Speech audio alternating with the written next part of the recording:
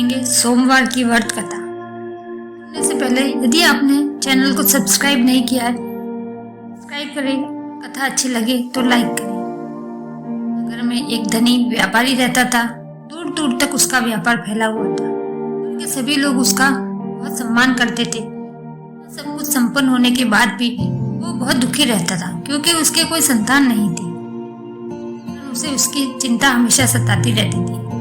प्राप्ति की इच्छा से व्यापारी सोमवार भगवान शिव की अर्चना करता और व्रत रखता। शाम के समय शिव मंदिर में जाकर शिव जी के सामने घी का दीपक जलाता था। भक्ति देखकर माँ पार्वती प्रसन्न हो गई और भगवान शिव से उस व्यापारी की मनोकामना पूर्ण करने का निवेदन किया। शिव बोले, इस संसार में सबको उसके कर्मों के अनुसार फल मिलता है। जो प्राणी जैसा कर्म करता है वैसा ही फल प्राप्त होता है। द्वारा समझाने के बावजूद माँ पार्वती नहीं मानी और उस व्यापारी की मनोकामना करने हेतु वे शिव जी से बार बार अनुरोध करने लगी। पिता के आग्रह को देखकर भोलेनाथ को उस व्यापारी को पुत्र प्राप्ति का वरदान देना पड़ा। देने के पश्चात भोलेनाथ माँ पार्वती से बोले, कहने पर मैंने पुत्र प्राप्ति का वरदान तो दे दिया, परंतु इसका यह पुत्र 16 वर्ष से अधिक समय तक जीवित नहीं रहे। भगवान शिव उस व्यापारी के सपने में आए और उसे पुत्र प्राप्ति का वरदान दिया और उसके पुत्र के 16 वर्ष तक जीवित रहने की बात भी बताई। भगवान के वरदान से व्यापारी को खुशी तो बहुत हुई, लेकिन पुत्र के अल्प आयु की चिंता ने उस खुशी को नष्ट कर दिया। पहले की तरह सोमवार के दिन भगवान शिव का विधिवत व्रत करता। महीनों के बाद उसके घर एक अति सुंदर बालक ने जन्म लिया। खुशियां ही खुशियां बढ़ गई। धूमधाम से पुत्र जन्म का समारोह मनाया गया। व्यापारी को पुत्र जन्म की अधिक खुशी नहीं हुई क्योंकि उसे पुत्र की अल्प आयु होने का रहस्य पता था। 12 वर्ष का हुआ, व्यापारी ने उसे उसके मामा के साथ पढ़ने के लिए वाराणसी भेज दिया। अपने मामा के साथ शिक्षा प्राप्त करने के लिए चल दिया। जहाँ भी मामा भांजे विश्राम करते और ब्राह्मणों को भोजन कराते। लंबी यात्रा के बाद मामा भांजे एक नगर में पहुंचे। नगर के राजा की कन्या का विवाह था, कारण पूरे नगर को सजाया गया था। समय पर बारात आ गई, लेकिन वर का पिता अपने बेटे के एक आंख से काना होने के कारण चिंतित था। चलने पर कहीं राजा विवाह से इनकार न कर दे, उसकी बदनामी भी होगी। जब वर के पिता ने व्यापारी के पुत्र को देखा, उसमें एक विचार आया। सोचा, क्यों न इस लड़के को दूल्हा बनाकर राजकुमारी से इसका विवाह करा दो। विवाह के बाद इसको धन देकर विदा कर दूंगा, कुमारी को अपने नगर ले जाऊंगा।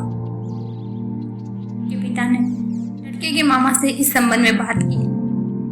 धन मिलने के लालच में वर के पिता की बात स्वीकार की। दूल्हे का वस्त्र पहनाकर राजकुमारी से विवाह करा दिया। बहुत सारा धन देकर राजकुमारी को विदा किया। इसके बाद लड़का जब राजकुमारी के साथ लौट रहा था, सच नहीं छिपा सका और उसने राजकुमारी की ओढ़नी पर लिख दिया, तुम्हारा विवाह मेरे साथ हुआ था, तो वाराणसी पढ़ने के लिए जा रहा हूँ। जिस नवयुवक की पत्नी बनना पड़ेगा वह काना है। राजकुमारी ने अपनी ओढ़नी पर लिखा हुआ पढ़ा।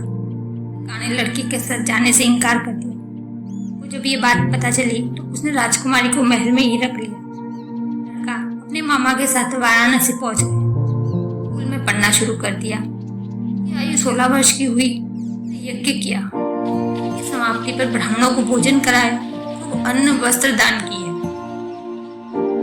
वो अपने शयन कक्ष में सो गया। के वरदान के अनुसार सोते हुए ही उसके प्राण निकल गए। सूर्य उदय पर मामा हुए भांजे को देखकर रोने पीटने लगा।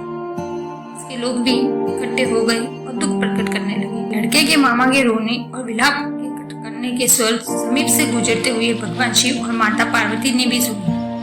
पार्वती ने भगवान से कहा, ये प्राणनाथ, इसके रोने के स्वर सहन नहीं हो रहे, आप इस व्यक्ति के कष्ट को दूर करें। शिव ने माता पार्वती के साथ अदृश्य रूप में समीप जाकर देखा तो भोलेनाथ माता पार्वती से बोले, इसी व्यापारी का पुत्र है जिसे मैंने 16 वर्ष की आयु का वरदान दिया था, आयु पूरी हो गई। पार्वती ने शिव से निवेदन किया कि बालक को जीवित कर दे। माता पार्वती के आग्रह पर भगवान शिव ने उस लड़के को जीवित होने का वरदान दिया। 6 पल में वह जीवित होकर खड़ा हो गया। समाप्त करके लड़का मामा के साथ अपने नगर की ओर चल दिया। दोनों चलते चलते उसी नगर में पहुंचे जहां उसका विवाह हुआ था। में भी यज्ञ का आयोजन किया गया। उससे गुजरते हुए नगर के राजा ने यज्ञ का आयोजन देखा और उसने तुरंत ही लड़के और उसके मामा को पहचान लिया। समाप्त होने पर राजा मामा लड़की में ले गया और कुछ दिन उन्हें महल में रखकर धन वस्त्र आदि देकर तो राजकुमारी के साथ विदा कर दिया। भूखे प्यासे रहकर व्यापारी और उसकी पत्नी बेटे की प्रतीक्षा कर रहे थे। प्रतिज्ञा कर रखी थी यदि उन्हें अपने बेटे की मृत्यु का समाचार मिला दोनों भी अपने प्राण त्याग देंगे। जैसे ही उसने बेटे के जीवित वापस लौटने का समाचार सुना बहुत प्रसन्न हुए। पत्नी और मित्रों के साथ नगर के द्वार पर पहुंचा। बेटे के विवाह का समाचार सुनकर राजकुमारी को देखकर उसी का कोई ठिकाना न रहा। रात भगवान शिव ने व्यापारी के सपने में आकर कहा, तेरे सोमवार के व्रत करने और व्रत कथा सुनने से प्रसन्न होकर तेरे पुत्र को लंबी आयु का प्रदान की है। लंबी आयु जानकर व्यापारी बहुत प्रसन्न हुआ। तो उन्हें तथा सोमवार का व्रत करने से व्यापारी की सभी मनोकामनाएं पूर्ण हुई। इस प्रकार जो व्यक्ति सोमवार का व्रत करता है, कथा सुनता है, उसकी सभी इच्छाएं पूरी होती है।